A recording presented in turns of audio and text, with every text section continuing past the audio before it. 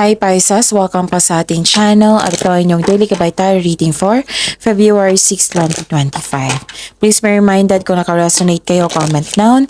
Kung hindi kayo naka-resonate, ibigay niyo po sa iba kasi channel reading po ito. This is for you Pisces ngayong February 6, 2025.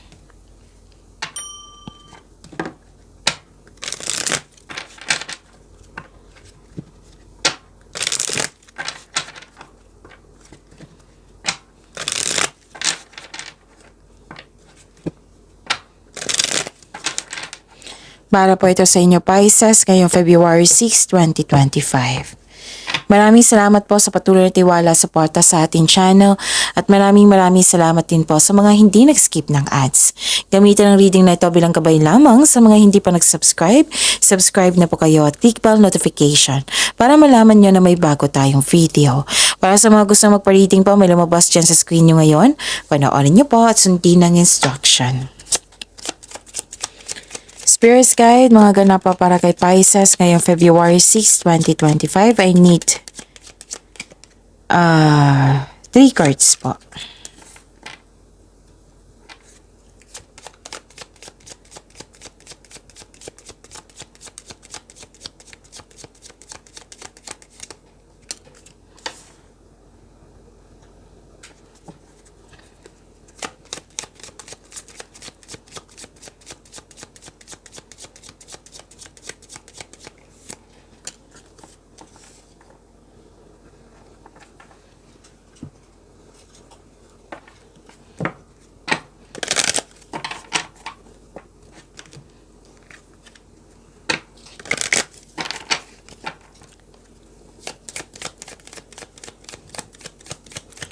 Spirits guys, angels, archangels, guardian angels, message po para kay Pisces ngayong February 6, 2025. I need 2 cards po.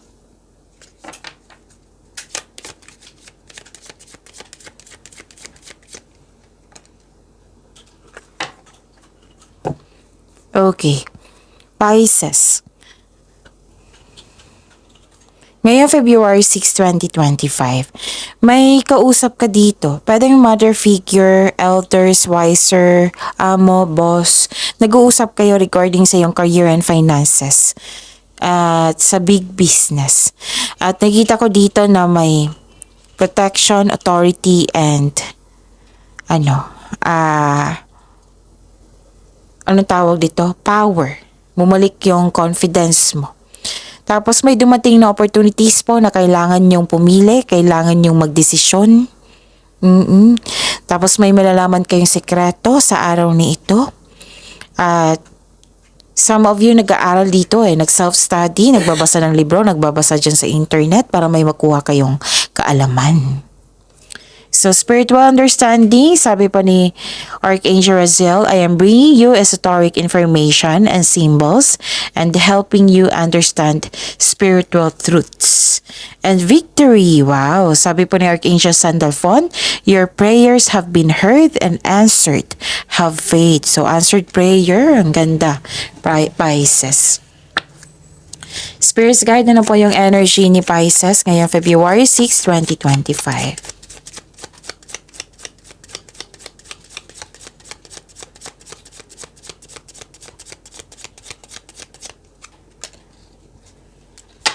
And the clarification of this card po.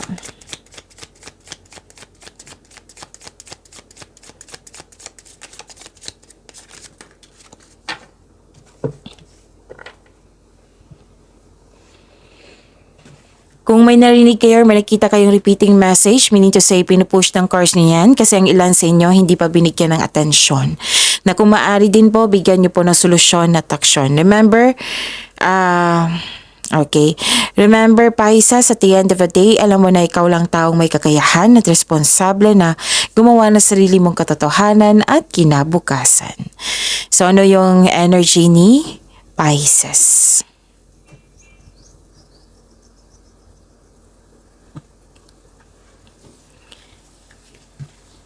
Nakita ko dito na nagkaroon po ng restlessness, avoiding self-of-reflection, walang pahinga, ayaw mo rin magpahinga, wala kang tulog, ayaw mo rin matulog. Hindi ka kampante. Nagtatago ka instead of facing the reality. Parang hinahayaan mo ang tao na saktan ka. So, kailangan nyo ng pahinga dito. Pisces. Kasi ang pagpahinga ay nakapagbigay ng increased productivity and a healthier mental state. This card asks you to relax, calm your mind, and reflect. Sleep and meditation ay kailangan. Okay? At nakikita ko dito na nagkaroon po dito ng ito ang oras na mag-take action ka na sa inyong proyekto or ideas. Consider this card as a green light to begin. Fast action to May ganap regarding sa passion mo. So this card asks you to have confidence and taking action. Maraming nagsuporta sa iyo. Okay? Spirit's guide. Career and money po ni Pisces ngayong February 6, 2025. And the clarification of this card po.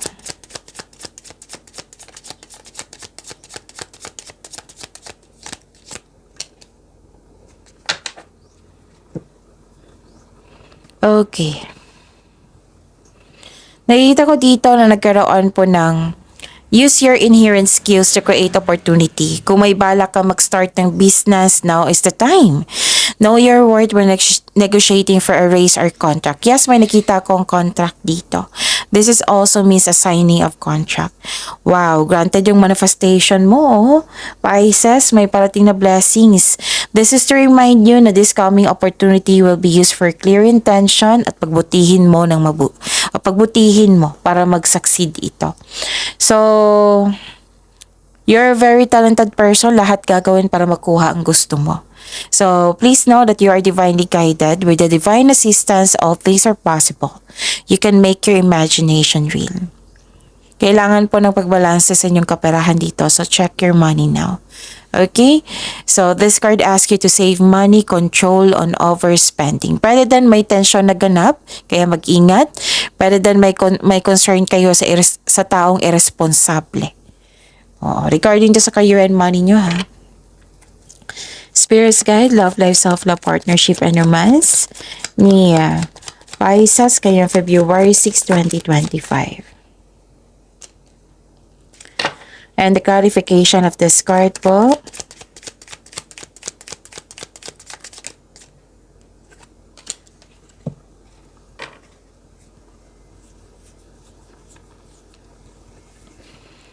Okay.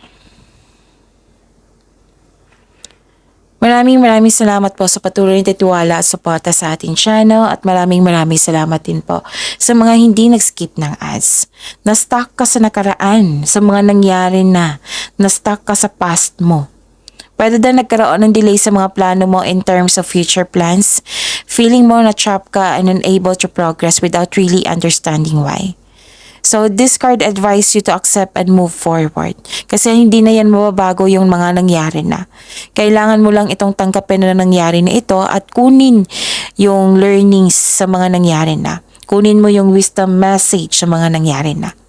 Lahat naman ng pagsubok ay may naiwang aral sa ating buhay. Okay? May sama ka ng loob sa isang tao dito, disappointed ka. So, may nangyari na hindi mo nagustuhan. So, you have to move forward. And nakikita ko rin dito na nagkaroon po ng, para sa mga single, may parating na ideal partner mo. Take things slow, kilalanin nyo po muna. Baka kasi sobrang magtanggap natanggap mo agad na hindi pa kayo nag-getting to know each other, kumbaga. Okay, so kilalanin nyo po muna, sabi po ng card nyo. Sa mga may relasyon sa buhay mag-asawa, may pangyayaring aminan. Posibleng proposal, pwedeng aamin siya sa kanyang sekreto. So, good news is on the way. Pwede din nag-healthy living kayo ngayon. Or may bago kayong inspirasyon. Pwede din may posible rin na may bago kayong pet, gamit sa bahay, or bagong kasamahan na magaan ang loob mo sa kanya. Okay? So, yun. Pagyamanin niyo po yung blessings na binigay sa inyo Pisces, see you tomorrow. Please like, subscribe, and click the button for notification para updated po kayo sa daily tarot reading natin. Maraming salamat po.